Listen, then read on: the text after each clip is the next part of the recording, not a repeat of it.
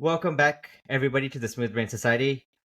Today, we're taking a little shift away from the most recent episodes, which have all been around neuroscience, and we're going to be talking about sport, which is really exciting because I think this saying has been hashed out multiple times by different people, but it goes along the lines of sport is the most important of the least important things in the world, and I love it as well. And I'm sure most people do to some extent or the other. So we're going to talk about it, and we're going to talk in particular about women in sport. And for that, we have Erin Roxburgh on. Is it, sorry, wait, is it Roxburgh or Roxburgh? Oh, Roxburgh. Yeah, you nailed it. Yeah, Like Roxburgh. Edinburgh. Yeah, because it's like it's spelled like Edinburgh, so I pronounced it that way, but I wasn't sure. Yeah, Okay, that's so we've perfect. got Erin Roxburgh on, who is the Deputy Chair of Women in Sport New Zealand.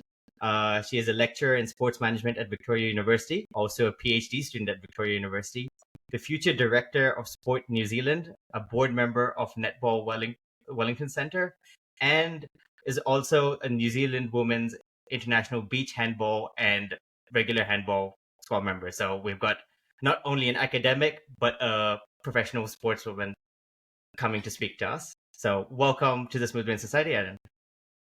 Awesome. Thank you so much for having me. And if anyone's new to the podcast, the way it works is we have a co-host on as well who usually has no idea about the topic and is thrown in the deep end. To be fair, I'm also have no idea about Erin's work, so I'm in the deep end as well. But thank you, Lily, for joining us. If you could introduce yourself to everybody. Kia ora, ko Lily joina tōku ingoa. I actually know Erin quite well, so I'll have to think of things that I already know answers to, or maybe things I don't know answers to. But cool to be on the podcast. I work in community sports. I work for a local organisation here in Wellington called Nuku, and we advocate for physical activity across the region and all things movement for well-being. And I also play football, but not at a professional level, very much social. Well, in honor of Erin coming on here, I'm wearing my handball top from the time I used to play for Victoria University. It fits a little bit tighter now, but is what it is.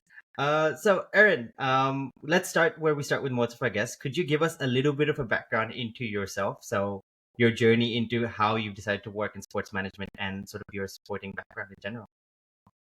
Yeah, sure. So I was really lucky that my dad and mum were both really, really into sport growing up. And I think that really has facilitated a lot of what I do now. Like some really early memories I have of sport are not actually about me playing sport. It's watching my dad playing sport and not even watching my dad. For anyone who's familiar with Alexmoor Park in Johnsonville, my earliest memories of sport are sliding down the hills there on cardboard boxes while my dad was playing cricket. But I guess for me, something that's probably always been really ingrained into me from my dad is he always made sure that it was always about having fun and creating a community for other people to be a part of. I'm really lucky in that a role model that I've had is someone who's always played in my dad has played in first 11s, but was always on the, he was always on the committee. He was helping coach. And actually my Auntie Julie, who's sadly no longer with us, had quite severe epilepsy, but she was always at the game. She learned how to score cricket, and there's memories of her coming to the game, my dad's games, and she one time had grazes on both of her knees, but she'd had a seizure on the way, but still made it to the game. And the cricket club scoreboard at Johnsonville was actually named after her. So yeah, I have a lot of memories of sport being something that was all about fun and helping other people. And so I throughout high school played lots of sports. I was never in any of like the top teams, but I played netball and football, and I had horses, so I did horse riding as well. And yeah, at school I used to coach and all that kind of stuff as well. And then when I came to university, I started playing at Team Vic Netball Club, which is it's a huge club. It had about 26 teams, and that's where I started playing Prem netball. And then coaching other women. And I guess I started to see that it was a spot that like people played because they liked playing, but also they were new to Wellington. They were new to Wellington. They didn't know people. And something you probably get from the podcast is I'm like quite severely extroverted. And so a social committee person came up available, and I was like, hey, I love planning a party. I love bringing people together. So I did that, and that was probably my first experience with, I guess, which is probably something I'm going to tie into with governance, thinking about how we can change communities for the better through sport. And yeah, from there it all just kind of took off, and then I started playing handball, joined the Wellington Handball Committee, and then from there New Zealand Handball Federation. I did some advocacy work around when I used to play beach handball. We used to have to wear bikinis, if you can believe that.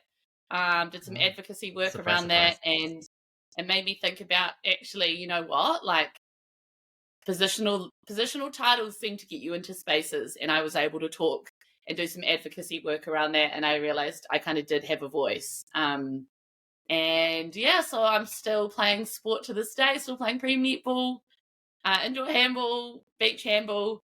And what's really awesome that I see now is just we had this crop of young women coming through who will never have to wear bikinis, and that I get to mentor. So yeah, I mean, like a lot of athletes, so I play self-entered prem netball now, so we don't train twice a week. But yeah, I guess for any other university students watching this, or people still trying to play sport, because it's all fairly pseudo-professional here, and we all are self-funding, it's a hard graft, training 5 or 6 times a week, playing a netball game on Saturday, a handball game on Sunday, and then having to show up at work battered and bruised on a Monday. But yeah, I guess one of my favourite quotes that articulates what I think sport is all about, and I think we're going to talk about, is I think sport is the lens, through which we can see, understand, and solve social issues. So yeah, I'm very passionate about that. The sport management lecturing, so my PhD is actually looking in Māori governance, but I got into lecturing sport management because I started teaching at Vic Uni, came on in my full-time lecturer position about 3 years ago, and our head of school said, hey, Erin, we need another 300 level management course. You're into sport, aren't you? Like, do you want to resurrect our sport management paper? And as a first-year academic, I was like, why not? Opportunity of a lifetime. And I was like, where do I even start? But I have a fantastic mentor in Dr. Sarah Lieberman, who is a professor of sports leadership at Massey and just the ultimate goat of women's sport. She is a Te Tiriti ally, and we sat in a taxi after a board meeting one day, and she helped me plan out what my course could look like. So big credit. Her mana flows through the way that I teach sport management, for sure. So I guess my journey is probably not unlike any other people's, other than that I had a very privileged upbringing and parents who could always drive me to and from games, buy me new sports shoes, pay for my fees. And I've been lucky enough to come across other people ahead of me who, were happy to share the positional power they had, which is something we don't always see in sport either. Oh, that's an awesome journey, and I can relate to a lot of it. The pseudo professional thing is very true, and it was one thing which surprised me when I first came back to New Zealand. When I came back to New Zealand to do my university, because in India you're sort of training 5-6 times a week if you're playing cricket or hockey or whatever, and in most cases, if you make an under 16 squad team, you're paid. So when you're under 15, so you're 14-year-old, 15-year-old, you're getting paid some sort of money to play, to train. It's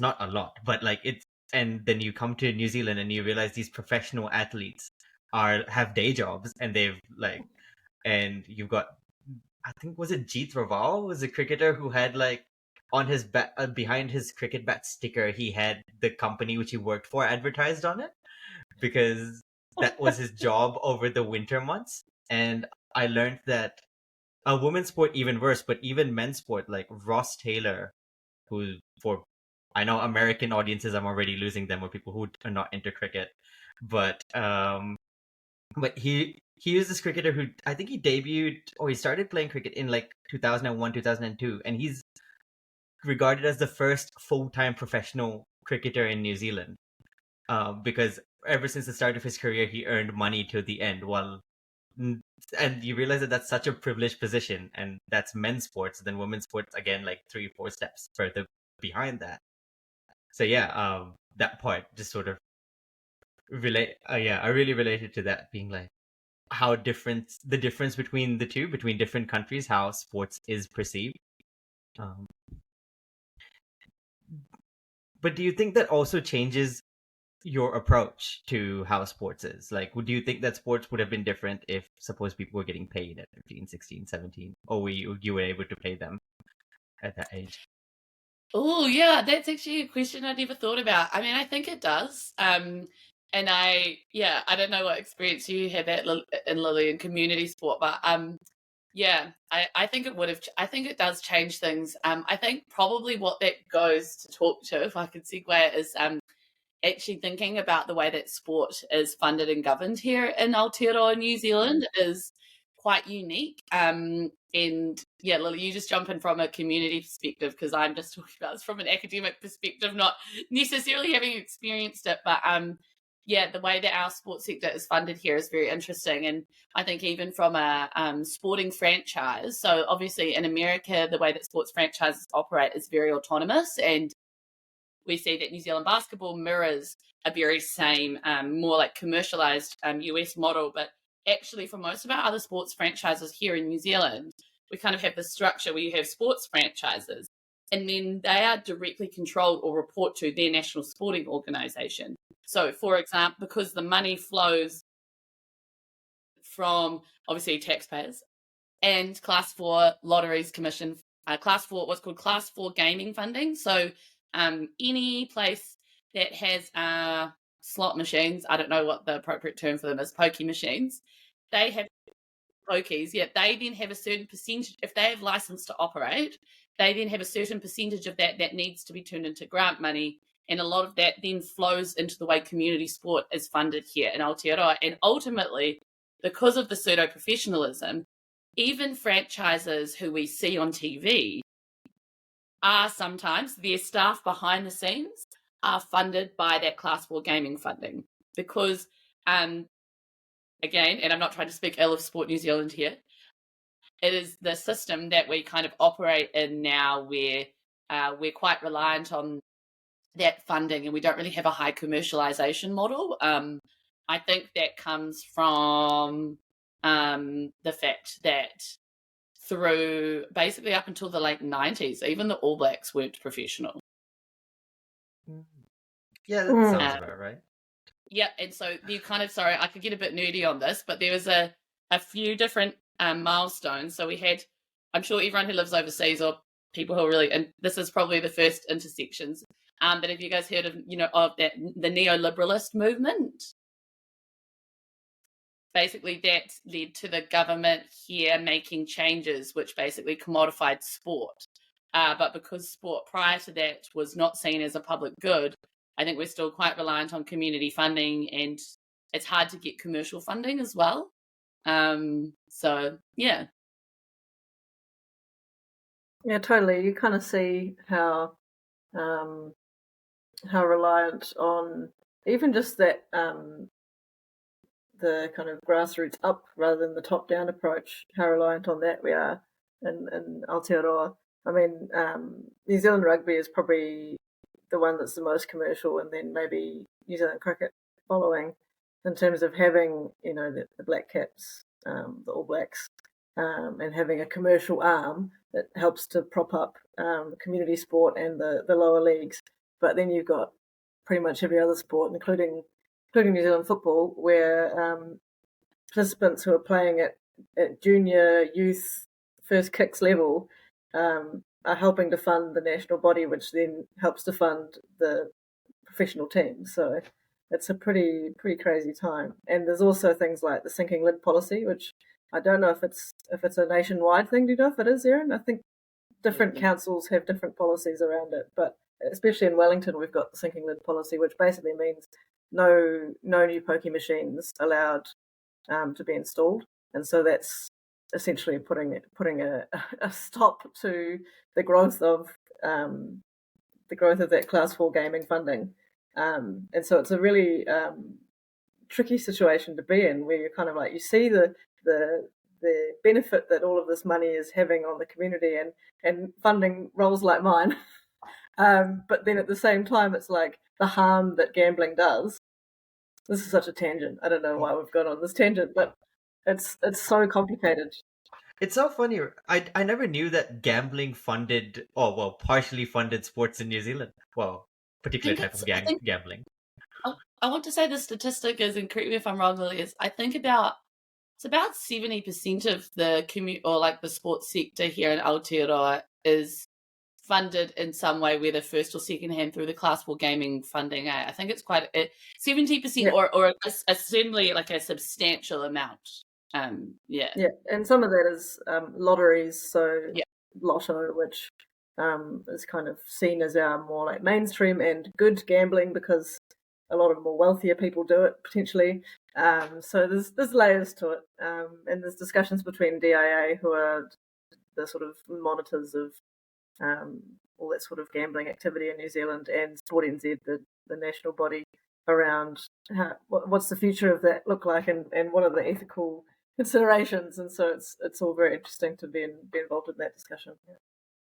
Does that also include sports betting, or just gambling and just pokies and lotto, or does it include any sort of sports gambling?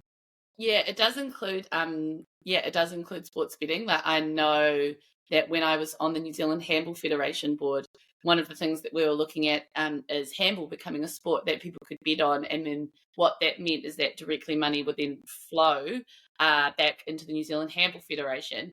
And, it is this really thing, to build off what Lily was saying, it's this really ironic thing where people are participating in gambling, which we ultimately don't necessarily want. But then for the New Zealand Handball Federation, we've been able to start a fund, which is a community grant fund, that anyone in New Zealand Handball can then apply to that fund to do any ideas or social initiatives they've had with grassroots handball. So we've seen it be able to fund different primary schools having access to handballs, paying people to go in and teach handball, getting them gear, when ultimately that money then flowed firstly around, obviously for a sport like handball was really key for us to get that for the Olympics. So yeah, it's a really interesting funding model, and I think it does suck away a little bit of an ability. We don't, sport here in Aotearoa is not I wouldn't say is as commercial. And we think about it was even only until the Rugby World Cup in 1998 when the government at the time, decided to have pay-to-view TV. The Rugby World Cup was one of the first sports to be a pay-to-view sport. Then money was flowing. Sorry, I should say men's rugby, was flowing into the sport. But that was only in the late 90s. So we're thinking not, maybe we've had 30 years of professionalism of sport here, where there's other countries, I think it's been a lot longer. And we do. Again, I think we are fairly oversaturated for sport. And I think in New Zealand as well, I think we do have which I love, a real mentality on not as much elitism in sport. Like, I think we have this thing like everyone can participate in sport, and I think most community sport or sports are funded and participated in by people who want to show up on a Saturday, and it's about getting everyone moving and that kind of stuff. So we have quite well, I would say this because this is my research, well, the thing I love, but I think it is a really interesting and unassumingly complex environment. And I guess probably I should preface that almost my 3 degrees are in commerce. So I definitely come at it from quite an organizational perspective, probably the lens through which I see things. But I think we have a really interesting sporting environment once you finally take the lid off. And I always start, one of my first classes is talking to the students about how the sports sector is funded and governed, because I think once you know that, you start to see everything in a really different way. Yeah, well, my mind is blown completely, but I didn't know that this is how sort of the sporting structure worked. And I played sports in New Zealand for 10 years and multiple sports as well, but I didn't know that that's how sort of everything worked. But to pick on your commerce side a little bit further, and you were talking about sort of the ethical dilemma a little bit of sort of the sort of gambling being a big part of funding. How would you see New Zealand moving past it, or sort of improving that model because of the way the model currently is? Oh, I have actually thought about this a few times. I think I've even had a chat with Lily about this. Look, I think it's really hard to say. I think that, and again, jump in if you like, Lily, as well, but I really see the model that New Zealand basketball is operating as something that's quite unique and innovative. And I'm sorry, I don't know much about the men's league funding, but so New Zealand basketball recently started it's been in operation now for 3 years, what's called the Tauihi League. So it was the women's basketball league. And I feel like they ran it in more of an autonomous way, where each franchise had far more autonomy from the national body. So, for example, in rugby, even the Hurricanes, a spot on their own top, they have to pay a lease for that particular space on their top to New Zealand Rugby. So there's always this money, like Lily was saying, flowing from the bottom up.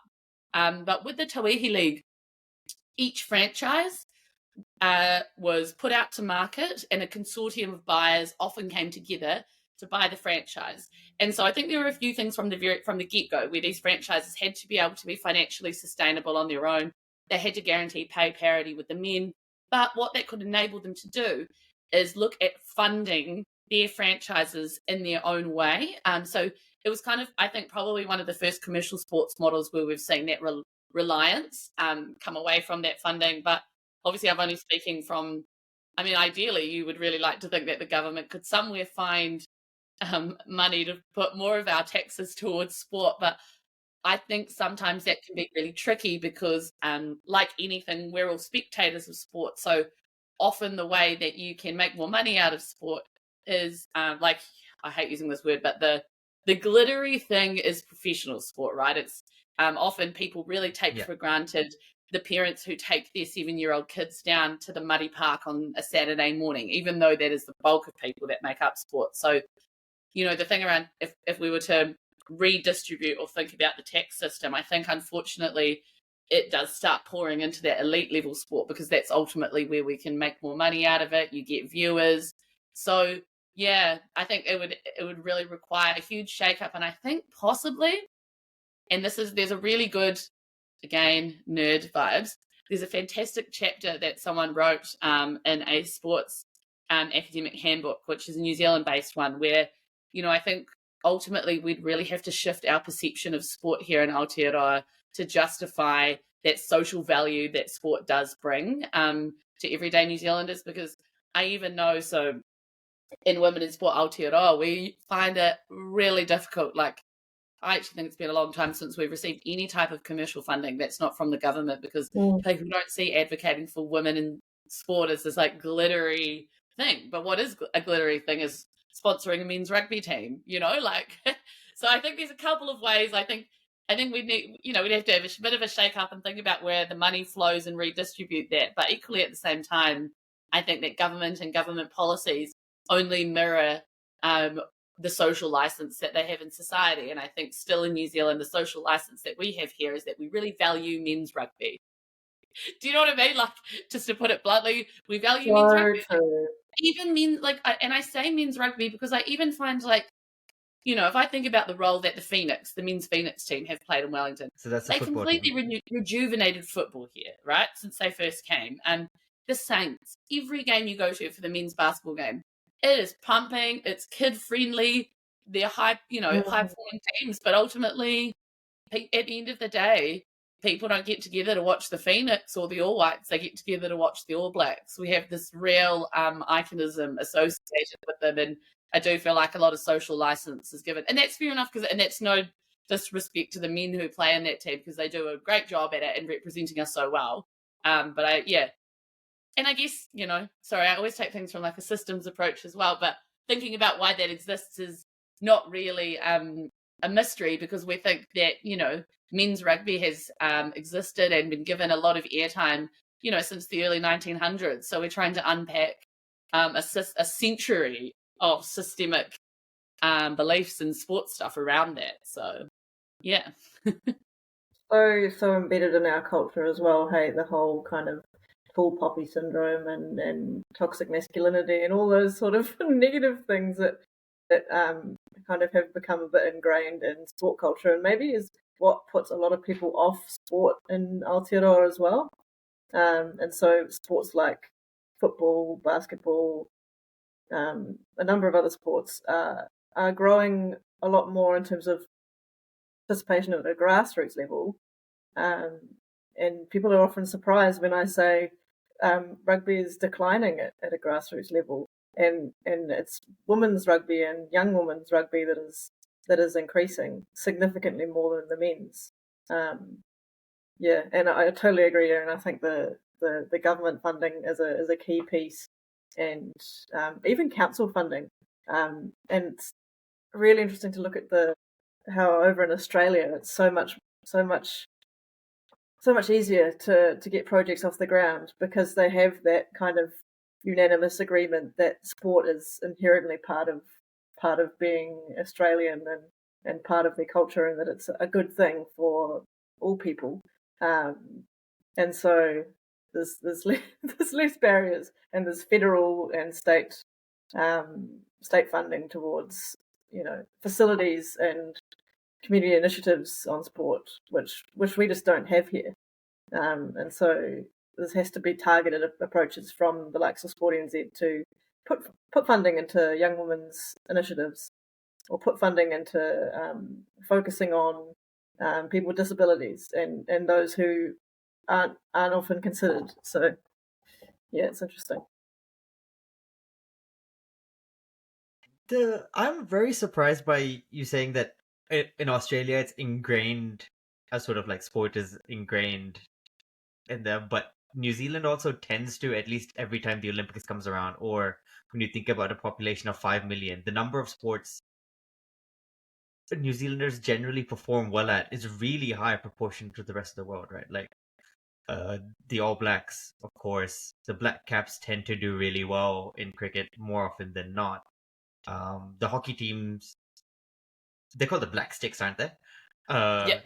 Yeah, they I mean, they don't win trophies, but they compete at pretty high levels. They're always up in the Olympic quarterfinals and things like that. So, and then of course all the individual awards which people win in rowing, triathletes, blah blah blah. I would have thought that there would have been a bit more of a push from the New Zealand government behind the scenes than what you guys are saying. I think, and correct me if I'm wrong here, Lily, I think that when it comes to, so we basically have a way of funding sport here in Aotearoa where athletes become carded athletes. So there's a lot of, there has been a lot of articles and research done around that often sports don't get funded here until, you win a gold medal. And then all of a sudden, canoe slalom has all this money flowing into it. And the money is then taken away from other sports. And I think what it does is we do well internationally in that space, but I think a lot of our athletes fall through this carding system after they don't perform well. And so there's quite a few case studies here where, obviously there's this real pressure to win, and because winning guarantees the sustainability of your sport. And so I think we do definitely punch above our weight for sure here, I think, in terms of like our population and everything. But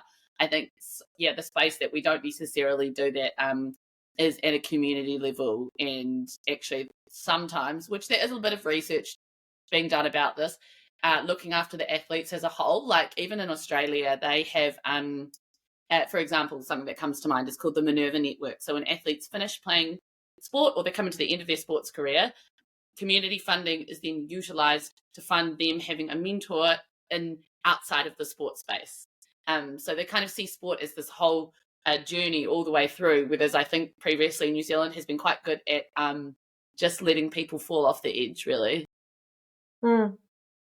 Yeah, totally agree. It's there's that whole desire to perform on the international stage, and how we've been kind of renowned for Olympic medals has almost driven some, I want to say bad behaviour. It's maybe controversial, but I think it's bad behaviour from a grassroots level where regional sports organisations are focused, and national bodies as well, and clubs, to be honest, even to that lesser extent, are focusing on the high performance space and are focusing on the top team, or how can we get these elite pathways forming, and just focus on the cream of the crop, which really takes the fun out of sport for a very large percentage of participants, and also neglects the well-being of those higher performing athletes all the time. So yeah,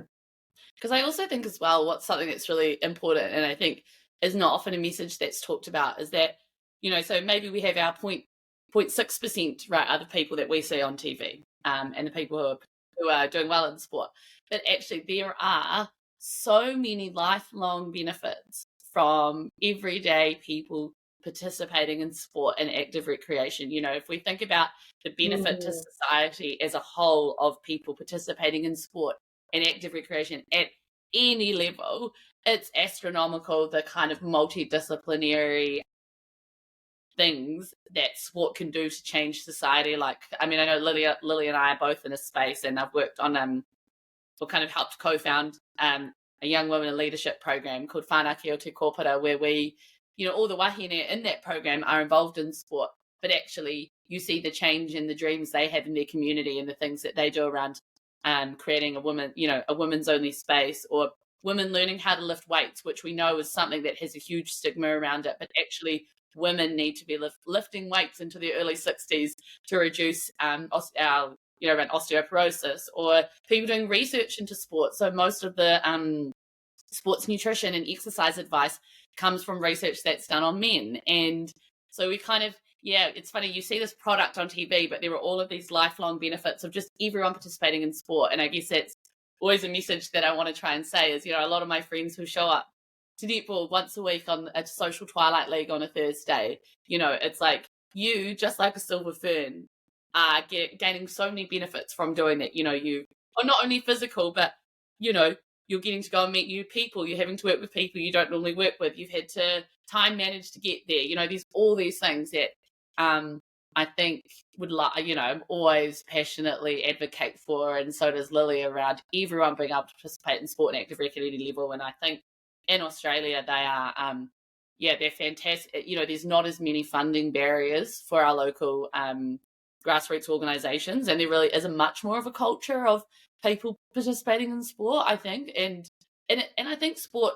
over in Australia as well, something they do a lot of things not well. I should preface that, not recognising it's not that it's a great place overall. But from a sports perspective, they were the Suncorp Super Netball. Again, this is an intersection.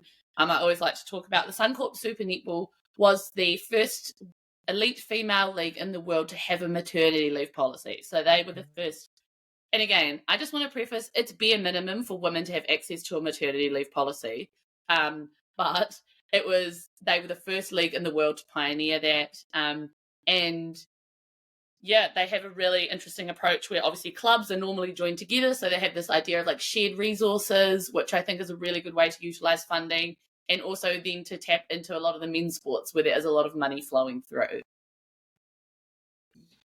Yeah, so I guess that was one of the questions which I wanted to ask you about. So about how to grow women's sports, and you just touched upon like sort of men's sports being sort of like getting some funding from them to sort of to sort of grow women's sports. Is there a way to sort of, I guess a lot of people, particularly on social media, I guess, will say like, you're siphoning money which you did not earn. Is there a way to sort of counter that narrative? I think there's kind of two main points that come to mind for me, and maybe Lily will be able to have some others. But I think firstly, it's the idea of equity versus equality is the one I definitely want to start with. Like when we think about, like I was talking about before, like men's rugby in Aotearoa has been established and well run for over a century. So women at the moment are having to compete with having, Super Rugby Aupiki has existed for 3 years. So, and women's 97 years behind. Yeah. And so we've kind of got that to contest with, but also actually alongside of that comes structures and systems that women's sport are having to operate in that were built specifically by men and for men, and actually to exclude us. There are a lot of legislative things, not only socio-cultural things, but rules and guidelines that specifically excluded us from participating in sport at certain levels. So I think that's always the thing to keep in mind when we're thinking about where money is earned and not, because I think women's sports don't always get the opportunity, New Zealand rugby, to showcase their best. I think the second thing is thinking about when we look at the amount of money that is invested in women's sport versus men's sport, it is just crazy, the difference. And people often comment on, oh, well, the women's sport product isn't as good, or they don't earn as much, they're not earning the viewership, so why should they get XYZ? It's like, well, actually, from any economic perspective, if I invest 10K in my favorite cafe and someone else invests 100K in another cafe, this cafe is going to be able to get all the better equipment, do everything better. And, it's things like women.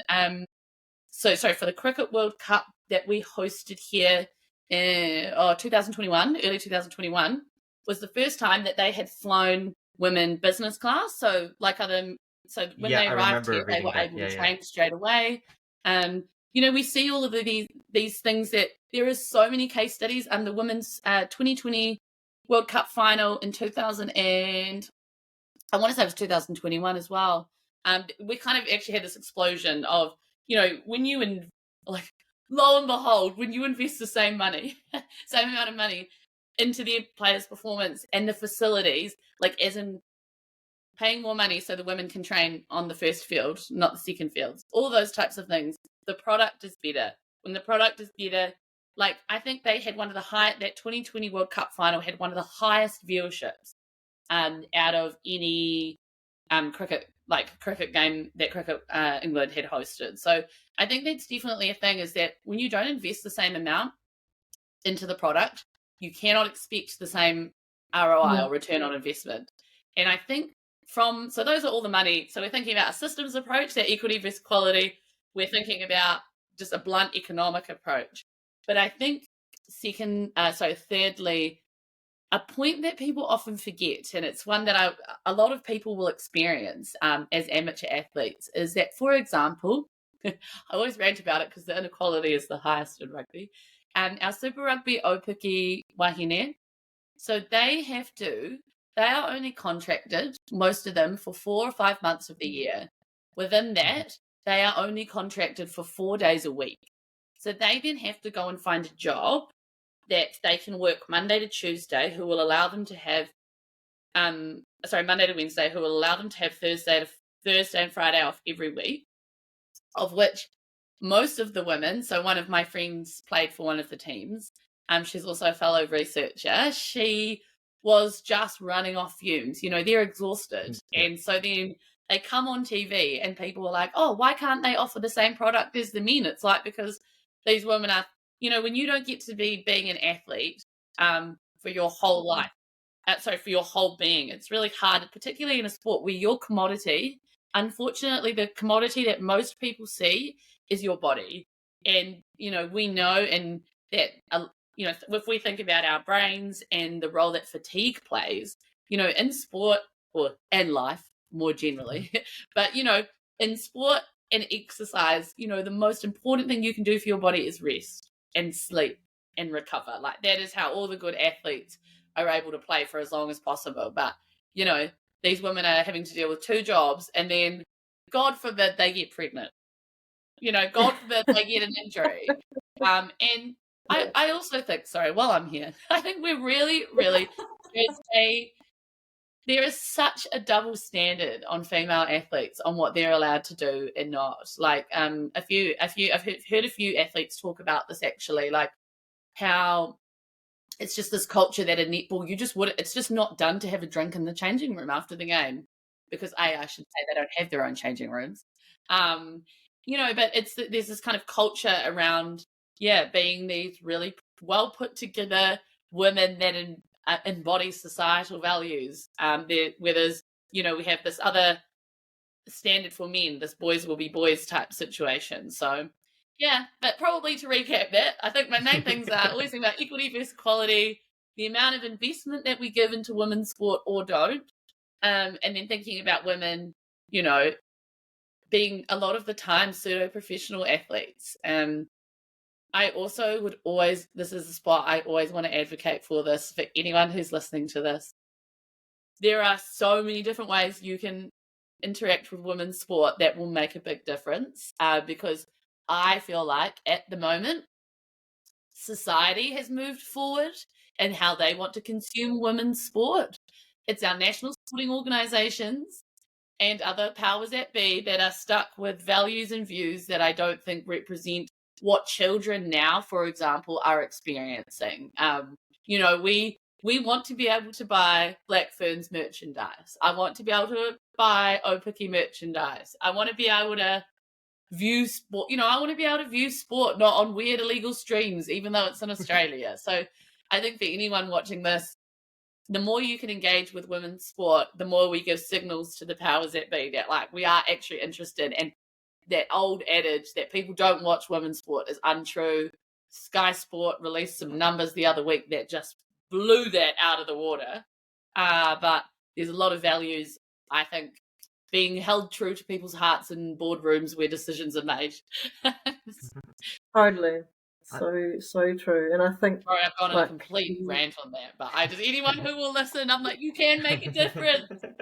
I was lapping it up, and it's so true that the World Cups and having 3 back-to-back, rugby, cricket, and football, all hosted in Aotearoa, was so powerful, and it really was a visible display of how much people will get behind women's sport, and also that narrative that it's only women who watch women's sport.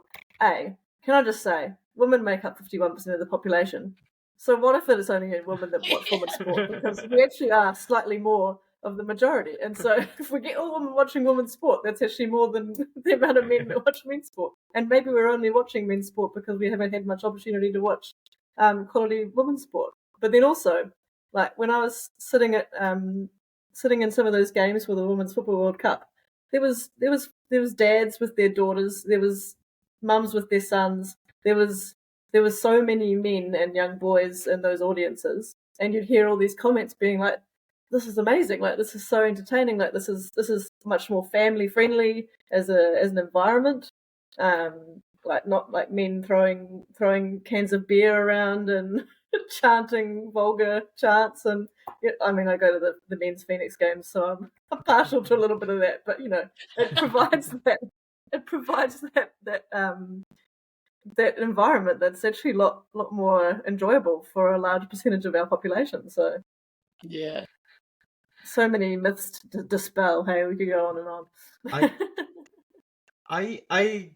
This is a stat which I know. Well, stat as in like it's a history fact, which I know that women's football used to get more crowds in England than men's football in the early 1950s until they banned women from playing sports because it was not good for them. And you're just like, you've taken that away and then you're trying to build it up again. And all those lost years. I know this next example is not women related, but it's a sport related thing, which kind of like emphasizes it. In India, football was really big in the 1950s. Like, they made the Olympic semi-finals and all that, and then they were banned from football. And so the Indian men's football team was banned from football, and that's when hockey and cricket took up. And now people are trying to grow football again. But they were banned for so many years that nobody played it. And then nobody watched it. And then how is it going to grow? So, I mean, that same argument, and Erin pointed out so well you say it was a rant, but it was basically like a lecture. It was very informative and clear. And you're a lecturer because you're giving all these clear points in succinct manners. Yeah, firstly, secondly, thirdly, yeah. I think so good. I always want my message to come across. But about the infancy of sort of women's sporting organizations and the investment it takes. Like, the NBA did not become this huge thing overnight. It took years and years. In the 60s, no one was watching it, and it had to grow. and it takes some time. It needs that exposure. And yeah, you guys said like having 3 World Cups in Aotearoa really helps exposing not just women's sport, but different types of women's sport, right? Rugby, cricket, football. The more you watch, the more you know you have options. Totally. And I think, I will say, and I know a lot of other people feel the same. I feel disappointed, I think, thinking about those years of women's sport here, and where we are now in terms of the lack of investment that I think followed up with the success of that. And I think it's a really good example of how, like I'll never forget, honestly, I will never forget being in Eden Park, standing there in a sold out stadium of people coming to watch women's rugby, and that last try that we scored, and things like hearing people knowing all the players' names, and I think it just goes to and that was actually the second time Eden Park had been sold out, so people want it, but we just honestly, the lack of investment we see in women's sport from their own bodies is really hard. And it's disappointing to think that we're almost 3 years on and the women are still getting paid $17,000 before tax to play Super Rugby Aupiki.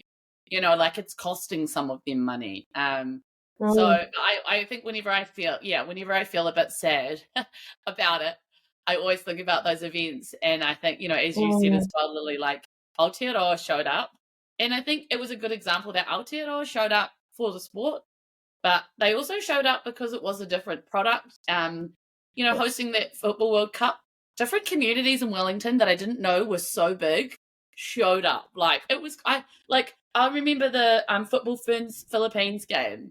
It was not a nice night. It was a random Tuesday night in the middle of winter in Wellington, and the Filipino population of Wellington just came out, and I don't know, it makes me always think about the role that sport plays in people being able to express their culture and identity, and that women's sport is a real way that people can do that because they can bring their families along.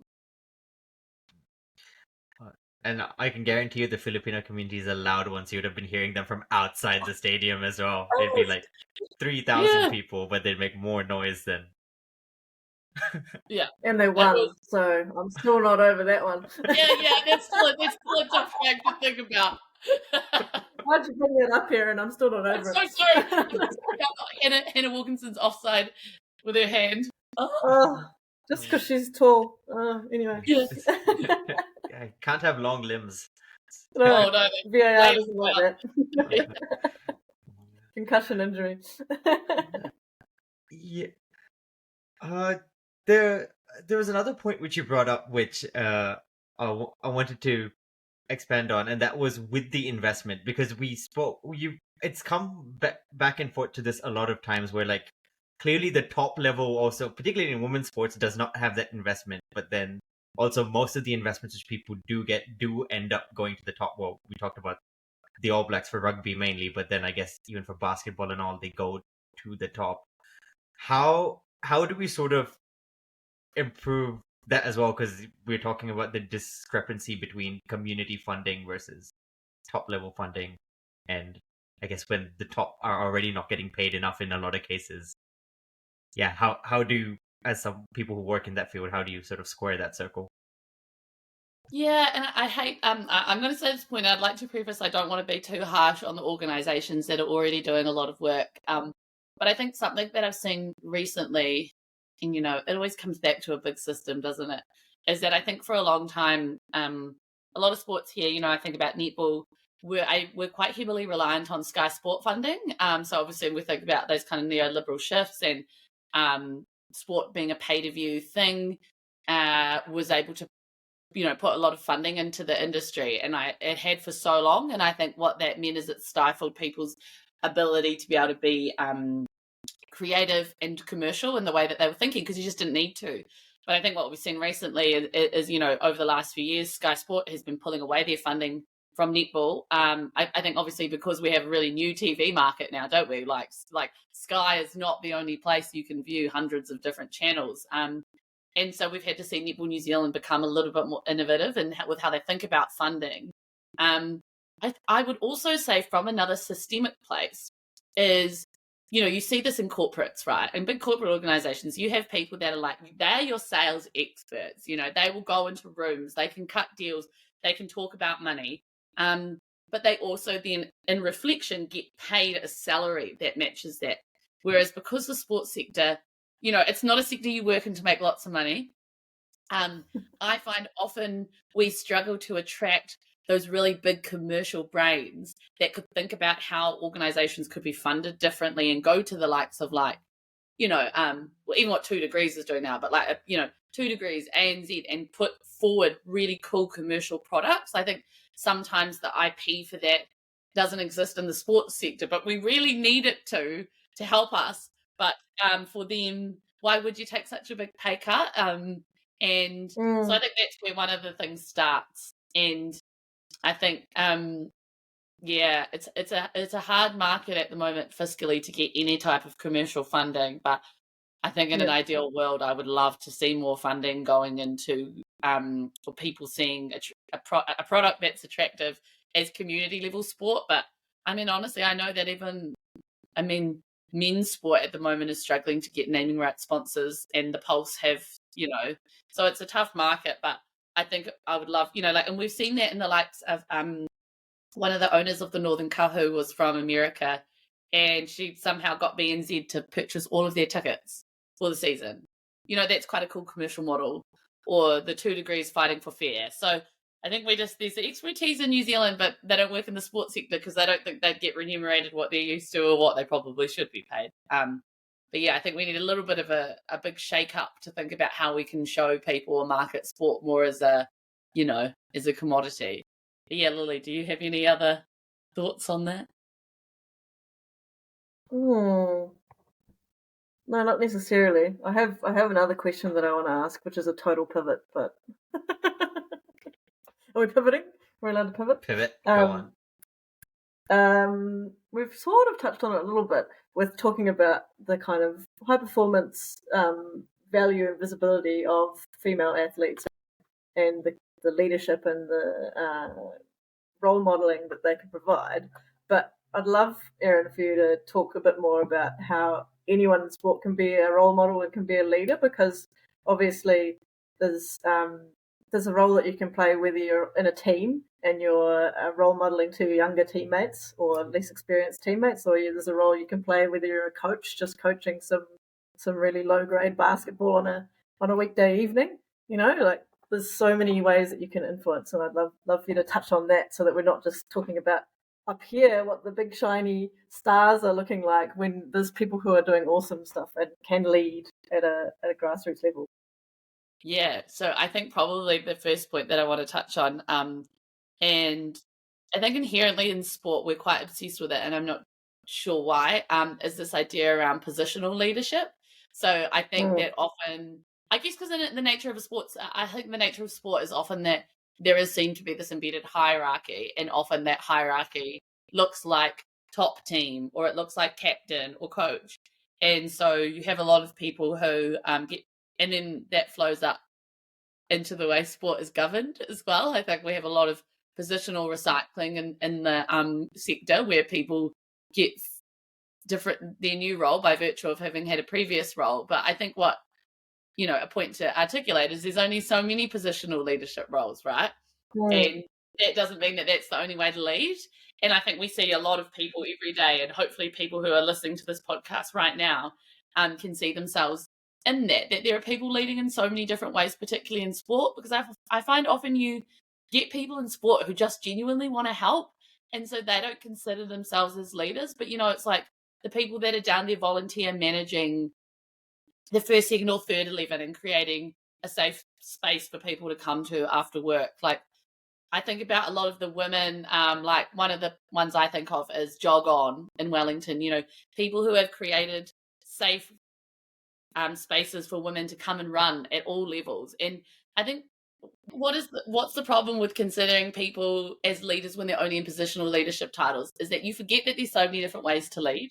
And when we're thinking about, just linking it back to like the broader picture of sport and the kind of socio-cultural difference it can make, it's not necessarily at high performance level, because I think high performance level is representative of the state that particular sport is in at its grassroots level, right? Totally. And probably 98% of people who participate in sport are nervous before they show up to their first training. They, as an older adult, have had to get through some barriers to even make it there. They've gone and bought their first pair of football boots for a long time and they feel a bit silly. And then this person comes to an environment that was created that's safe for them and they can go to, and all of a sudden they're now hooked on football again. They've made some new friends and they're confident and they take that into other phases of their life. And as I said, I think sport is full of amazing volunteers who just don't get the credit that's due for the broader impact I think they're having on society. And leading in so many different ways that are just unseen, and unrecognized. So that's a great question, Lily, and I always love talking about it because I want other people who are seeing this to hopefully look at to change the narrative from, I just do this, or I just play on a Thursday, or I'm just on the team vit committee. It's like, no, if you're on the team vit committee, you're participating in governance, and that means that we need your thinking and your passion on our national level sports boards, to change the sector that we're operating in.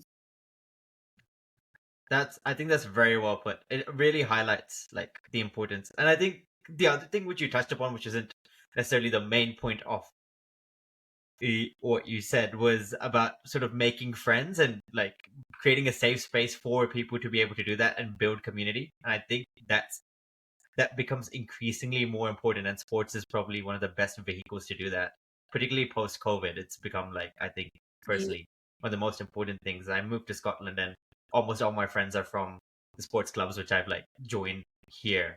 And yeah, it's not that I'm good at it or great at anything, but it's just it's fun to be around, and it's only because of volunteers and organizers that you have a space like that to actually do something.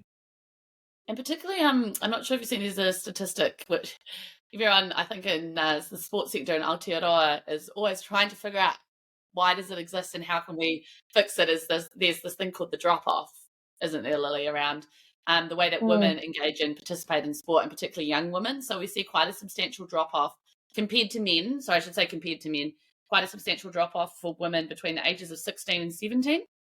And then that gap gets even bigger between the ages of 17 and 19.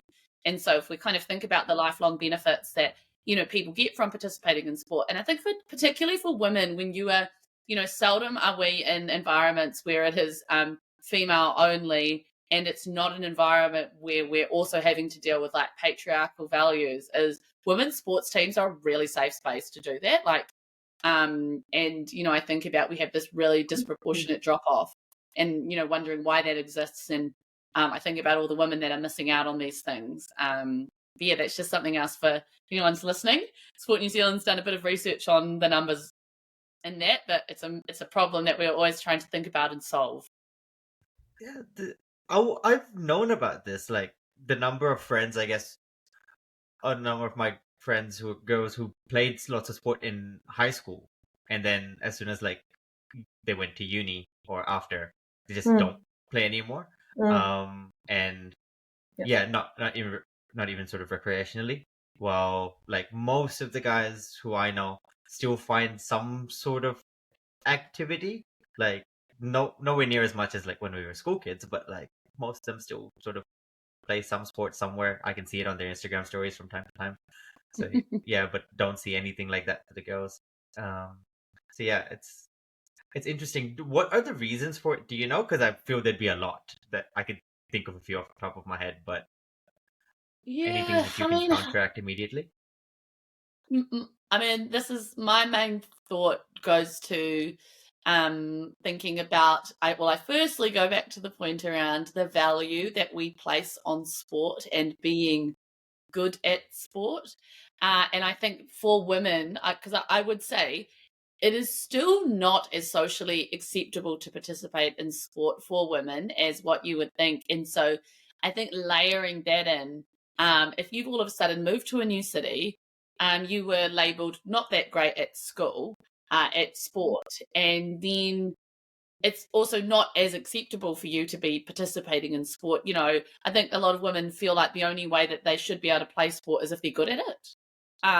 because that's the only way to kind of overcome this barrier or of what people perceive as being, sorry, I'm putting this in quotation marks because I don't believe in it, as being, more masculine or that kind of laddie culture that a lot of people see. So I do think there's a lot of societal values that do play into that. And I think, I just think as well, there's not enough safe spaces for women where it's like, hey, like, as in I think about what the Lily Wellington Women's Football Academy did over the off season, where they created a space.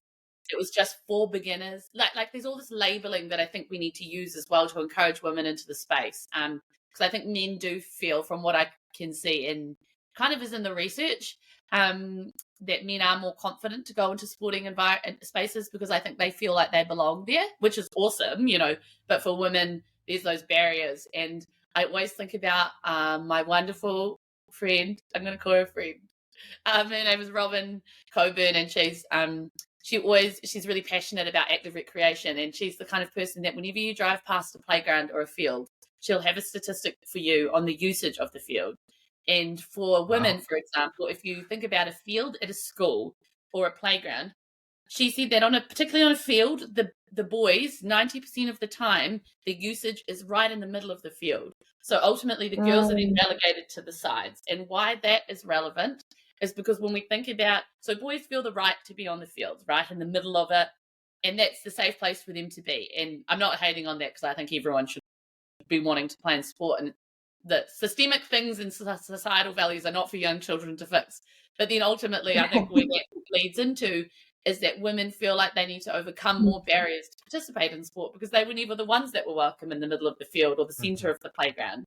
And so there's actually, which any schools are listening and want to talk to me more about this, there's actually a lot of research that's been done on if you can have assigned days on the field, women will play sport, they'll play rugby, they'll play football, if it's a woman's only scheduled day. And I do think that really leads into them feeling like sport is a place they belong and they should be able to participate in. And then I think, when you move to a new city or something is more expensive or you don't know anyone and it's scary, if you can remove one of those barriers, like, hey, I've always played social football. Just because I've moved to a new city doesn't mean I shouldn't anymore, So, I mean, I think that a lot of that drop-off exists because, of a lot of the systemic structures that we have, unfortunately. And this is always where my brain goes, too big system issues, and they're not easily fixed, but I think can easily be fixed by the culture and the way that we speak to our friends every day about sport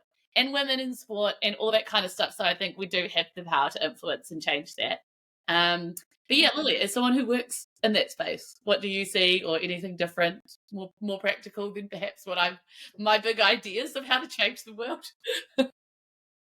I 100% agree with what you're saying, but I maybe want to flip it and say that there are a lot of small changes that can be made that make a massive difference, and you've kind of touched on a few of them already. But from like a parent's point of view, how can you, if there's, I don't know if there's any parents of teenage girls listening, how can you encourage your teenage daughters or even your 11, 12, because it starts earlier than that, how can you encourage them to get outside and kick a ball around or go try skateboarding or something, some kind of casual recreation that is kind of ingrained, as Sahir, you kind of mentioned, like sport and recreation is ingrained in the sort of male social structures where it's like that's when you're hanging out with your mates as you're going and mucking out, playing around on your BMX bikes or kicking a ball down at the park. It's just not really, and I think parents play a role in that as well, where they kind of see their daughter as that doesn't kind of fit for them, or they're kind of encouraging them to do other things. But how can we create those spaces and encourage young girls to actually be getting out and doing that? How can schools create those spaces that are, as you say, Erin, for girls, or kind of give them that safe space? Like if I think of locally, we've got a couple of schools like Aotearoa College, Aotearoa College in Wellington who are doing girls only sports days, which are led by the students and like the prefects, but ultimately the PE teacher or the dean have enabled, or the principal even have enabled that to happen by saying, hey, so and so, do you want to run a girls sports day? Or so and so, do you want to use some funding that we've been given to run a girls-only climbing course, which is something I've just heard has been happening, where girls are wanting to do rock climbing, but they're wanting to do it in their own safe way. And then when you get to that age where you're past the drop-off and you're at university, or you've been in full-time employment for a little while, or you've had kids and you haven't played sport at all, or you haven't played sport since you were maybe 13, 14, how do you create a space that's safe to say, hey, if you rock up and you have never held a hockey stick, or you've never kicked a ball before, that's okay, and we'll teach you the basics. Because even as someone who has played football since I was maybe 9 or 10 years old, there's some basics that I was just never taught because there was such less investment and support and resource for girls football back then, that there wasn't the coaches to teach me. And so now I'm in my late 20s and I'm being taught how to kick a ball properly, which I was never taught. So it's just, it's revolutionary, and I think it's so much easier than we think it is. But it just takes those amazing people to just have an idea and just run with it, like the women's football centre. Shout out to Kimberly. Hit them up on Instagram. Sorry, while we're here, just one other thought that I had, and it's, I guess, a thought and a challenge I would like to lay out too, is that I think that when we think about the commodification of sport, and then, further, I was talking about what an asset, one of our biggest assets in sport is our physical body. And I think when you think about the broader societal views on women's bodies and what healthy looks like for women, we're very, very harshly judged on that. And then when we think about a lot of the uniforms that women have to wear, so I think about netball, right, as one of the biggest participated sports, and a lot of women do pick it up at a later age, but having to wear a dress, those dresses just really cling onto every bit of your body that society makes you feel uncomfortable about. And, we even see that. So I used to play beach handball. Obviously, that was a very crude example. We had to wear bikinis. But I think when we think about why a lot of women perhaps also drop off or stop playing sport is that, we are so harshly judged for our bodies and the way they look. And there is obviously a certain perception, which I love. A fantastic researcher called Dr. Stacey Sims is really debunking a lot of what healthy looks like for women. But I think for women who maybe aren't feeling as comfortable in their bodies, feel like they're actually not entitled to participate in sport because they're not healthy. And so I think this is where, again, linking it back into, I was thinking about your original questions here around thinking about the different, we think about the intersections between sport and these really broad societal values and views that are still held about women and us, and they just intersect at almost, every facade or facet of sport, I think. So I definitely think thinking about body image and the way society makes us feel about our bodies perhaps means that some people feel like they don't belong or they're not supposed to play sport. Just wanted to add that in there because I think it's really important to talk about, especially for young women. Totally. Agreed 100%. Just because we've been recording for about an hour, and I am... Oh, me and Lily really can't talk. Been yapping too much, sorry. And unfortunately, I need more money to upload longer episodes. We have to get some funding for Food Brain. Yeah, we need that as well. So if people can like, subscribe, follow, that will really help me out. Then we can get Erin on again to talk more. But just to wrap up, are there any other things which we didn't touch upon which you guys would like to this time?